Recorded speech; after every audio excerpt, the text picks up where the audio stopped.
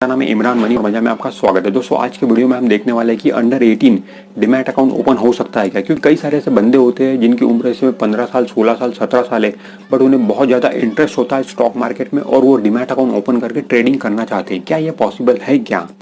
तो फ्रेंड देखिए, रूल के हिसाब से माइनर का डिमैट अकाउंट ओपन हो सकता है। माइनर मतलब जिनकी उम्र 18 साल से कम है। तो रूल के हिसाब से माइनर का डिमैट अकाउंट ओपन हो सकता है, ट्रेडिंग अकाउंट भी ओपन हो सकता है, बैंक अकाउंट भी ओपन हो सकता है।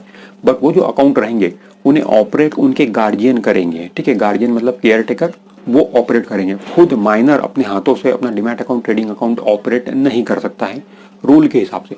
बट मैं आपको आगे तोड़ बताऊंगा कि खुद माइनर कैसे ट्रेडिंग कर सकता है स्टॉक मार्केट में खुद अपने अकाउंट से। आगे मैं आपको ये चीज बताऊंगा। अब दोस्तों गार्जियन किसे बोलेंगे, ठीक है, उसकी भी एक डेफिनेशन है। गार्जियन मतलब जो भी बंदा है जिसकी उम्र इस समय 18 साल से कम है, जो कि माइनर है, उसका डिमैट अकाउंट अगर आप ओपन कर रहे हो तो उस केस में गार्जियन जो है वो फादर होना चाहिए। ठीक है, पहला जो गार्जियन है वो फादर होना चाहिए। अगर फादर नहीं है उस बंदे के तो फिर उस केस में मदर होना चाहिए। ठीक है, उसके फादर भी नहीं है मदर भी नहीं है तो उस केस में गार्जियन वो बंदा रहेगा जिसे कोर्ट अपॉइंट करेगा। मतलब कोर्ट के द्वारा एक पर्सन अपॉइंटेड होना चाहिए जो उस बंदे का गार्जियन कहलाएगा, अगर फादर और मदर नहीं है तो। ठीक है, अब देखिए दोस्तों, जो गार्जियन रहेगा वो उस माइनर का अकाउंट तब तक ही ऑपरेट कर सकता है जब तक वो बंदा माइनर है। ठीक है, जिस दिन वो बंदा मेजर हो जाएगा, मतलब 18 साल कंप्लीट कर लेगा अपने जीवन के, उस केस में फिर तब गार्जियन वो अकाउंट ऑपरेट नहीं कर सकता है, वो अकाउंट इनऑपरेटिव हो जाता है। ठीक है, वो अकाउंट इनऑपरेटिव हो जाएगा, फिर गार्जियन वो अकाउंट ऑपरेट नहीं कर पाएगा। उस केस में क्या करना पड़ेगा कि जो बंदा है माइनर, उसे एक न्यू अकाउंट ओपन करना पड़ेगा, जो नॉर्मल जिस तरीके से अकाउंट ओपन होता है, क्योंकि वो तो अब मेजर हो गया तो नॉर्मल अकाउंट ओपन कर सकता है।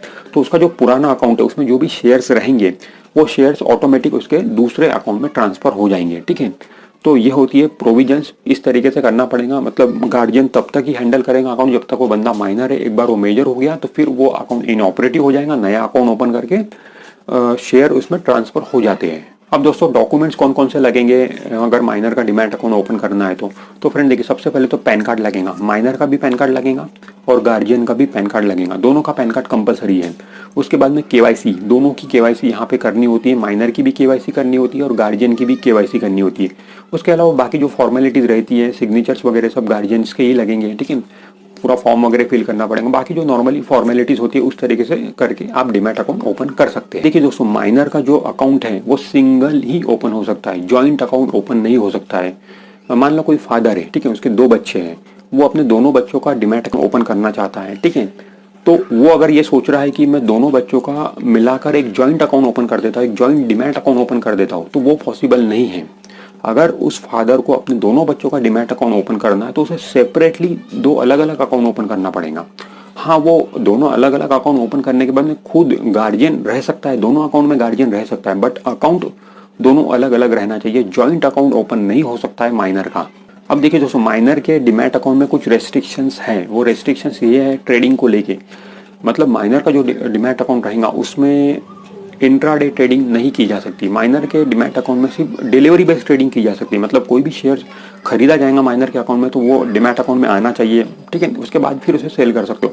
मतलब सिर्फ डिलीवरी बेस्ड ट्रेडिंग माइनर के अकाउंट में की जा सकती है, इंट्राडे ट्रेडिंग माइनर के अकाउंट में नहीं की जा सकती, फ्यूचर ऑप्शंस में ट्रेडिंग नहीं की जा सकती, डेरिवेटिव्स जो होते हैं उसके अलावा कमोडिटीज में ट्रेडिंग नहीं की जा सकती, करेंसी में ट्रेडिंग नहीं की जा सकती। ये सारे रेस्ट्रिक्शन है माइनर के अकाउंट में। मतलब माइनर का अकाउंट है तो वहाँ पे सिर्फ डिलीवरी बेस्ड ट्रेडिंग ही होंगी। अब देखिए दोस्तों, जैसे कि मैंने आपको पहले बताया कि खुद माइनर ट्रेडिंग कैसे कर सकता है खुद के माइनर वाले अकाउंट में।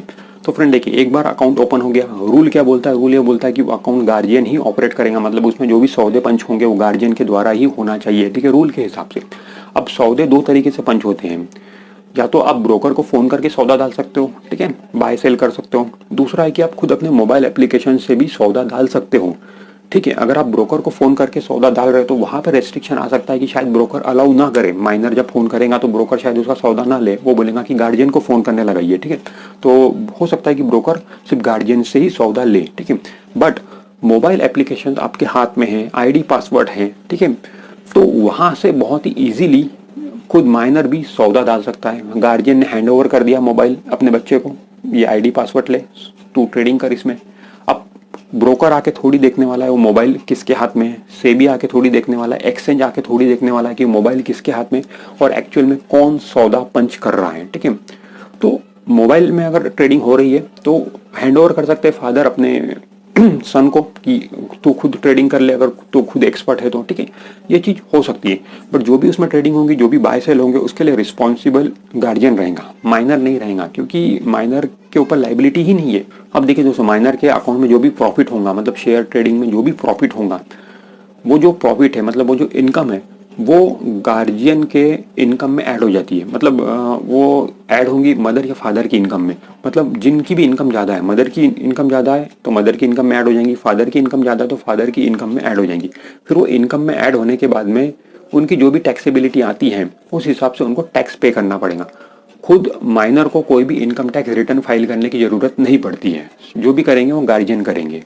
अब देखिए दोस्तों, जैसे कि आपको पता है कि demat account, trading account open करने के लिए बैंक अकाउंट की जरूरत होती है। Without bank account demat trading account open नहीं होता है, क्योंकि डिमैट ट्रेडिंग को बैंक अकाउंट से लिंक करना होता है, ठीक है। तो ऐसे में क्या माइनर का बैंक अकाउंट होना जरूरी है क्या? तो नहीं, माइनर का बैंक अकाउंट कंपलसरी नहीं है। माइनर का बैंक अकाउंट भी आप अटैच कर सकते हो माइनर के अकाउंट के साथ में, बट माइनर का बैंक अकाउंट नहीं रहा तो भी चल जाता है। गार्जियन का बैंक अकाउंट भी वहां पे अटैच किया जा सकता है माइनर के अकाउंट से, ठीक है। बट अगर आप बैंक में जाओगे डिमैट अकाउंट ओपन करने, तो बैंक वाले शायद फोर्स कर सकते हैं आपको कि सर माइनर का भी बैंक अकाउंट होना जरूरी है अगर आपको डिमैट अकाउंट ओपन करना है, तो बैंक वाले ऐसे बोल सकते हैं। बट बाय रूल माइनर का बैंक अकाउंट नहीं है तो भी चल जाएगा, ठीक है। जो गार्जियन का बैंक अकाउंट रहेगा वही माइनर के डिमैट ट्रेडिंग से अटैच किया जा सकता है। फिर उसके बाद में दोस्तों, डिमैट अकाउंट ओपन हो गया तो उसमें ट्रेडिंग की जा सकती है। उसके अलावा आईपीओ में भी अप्लाई किए जा सकते हैं। जिस तरीके से जो आईपीओ आते हैं अलग अलग, नॉर्मल जिस तरीके से एप्लीकेशन होती है आईपीओ में, ठीक उसी तरीके से आईपीओ में भी अप्लाई किया जा सकता है माइनर के अकाउंट से। तो दोस्तों, आज के वीडियो में हमने समझने की कोशिश की है कि अंडर 18 डिमैट अकाउंट किस तरीके से आप ओपन कर सकते हो और किस तरीके से उसमें ट्रेडिंग कर सकते हो।